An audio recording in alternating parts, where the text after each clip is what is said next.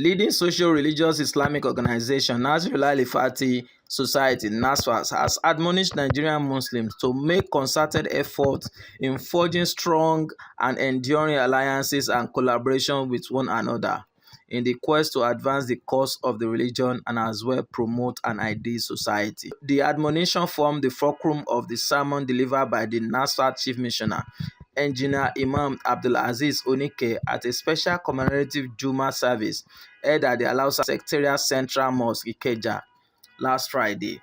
The congregational prayer led by Onike was part of the headline activities earmarked for the ongoing 30th anniversary of Nasfat.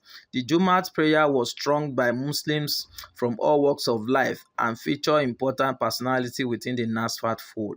Some of the dignitaries in attendance include the president of Nasfat, Alhaji Abdulrauf Abdul Wahid, who was represented by his Vice President 1, Alhaji Engineer Kamal Olawuyi, Women Affairs Secretary Alhaja Ganiyat Babalola, former chairman of Tafsan Travels and Tour Alhaji Sherif Yusuf, former chairman Nasfat Anniversary Committee Alhaji Remi Bello, and Alhaja Agbalajobi, another founding member of Nasfat, among others. The event was at the behest of Engineer Isiaq Oshinuga, the chairman 30th Anniversary Committee. In his sermon, Onike said it was time to jettison the victim and Islamophobia cards and focus on leveraging education, innovation, and collaborations among the Ummah to advance groundbreaking ideas and interventions that will further his standard of living and promote a better society. What Nasfat is trying to do to promote unity among Muslims. And I mentioned earlier on that we are not created like this. We are supposed to be the best of mankind. But what we are seeing wrong contrary to what Allah says. It means there is a disconnect between what Allah says and what we are doing. And we provide some solution to getting Muslims united. The people of the past, they were united. I give the example of the Muhajirun, how they were welcomed by the Ansar, how non-Muslim was looking at us as a group that is united. But we know within ourselves that we focus on trivialities. We focus on issues that are not fundamental.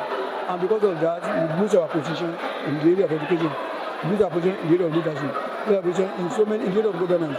And if we can retrace ourselves and do what the people of the past did by focusing on the essential, emphasizing the fundamentals of Islam and concentrating less on the triviality, we take back our position. As it is now, we are in disarray, no clear leader, we are in disarray in terms of employment, we are in disarray in terms of unity, we are in disarray in terms of religious tolerance. So many things are wrong.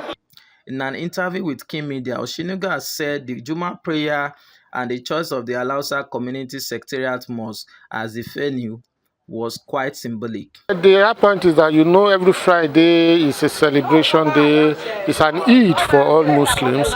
So we decided to set out today's Friday to commemorate the anniversary, the 30th anniversary of Nasfat, to thank Almighty Allah for bringing us to this particular milestone and begging Him to let us cover more milestones in future. So that is another thing that we want to emphasize, because coming to this particular location is very symbolic. This is where we hold our Salatu every week, and most of our activities are held here. What that symbolizes is the unity of Muslims. Whether you are Qadiriya, Tijaniya, Asaruddin, or Waluddin, whatever thing you are, we are under the banner of Allah, under the banner of Islam. And those things that bind us together is greater, stronger than those little things that divide us. Professor Musbauddin Tunde Akani, a communication scholar and former head of mass communication department at the Lagos State University, said Nasfat deserves a commendation for a giant strides in the area of education and economic emancipation of the Muslim communities in Nigeria. If you are not used to the social life of elites in Lagos, you cannot adequately appreciate the intervention of Nasfat in the lives of millions of Muslims, particularly Muslim professionals in Nigeria. Now, over time, alhamdulillah, I have since surmounted that. There is no fear for me to come out anywhere in the open and proclaim Islam as my religion. And I know that it is the same thing for a number of our colleagues, a number of our contemporaries. So the beauty of Nasfat in our life today is that it has come to liberate us from the burden of timidity, from the burden of, of lack of confidence as professionals. Now we can come out, we can step out anywhere and claim to be Muslims. And Nasfat did not just come out, did not just get established to liberate us like that. It has been on an accelerated speed of progress ever since. Nasfat now has a global spread. It's now on all of the continents of the world. That's number one.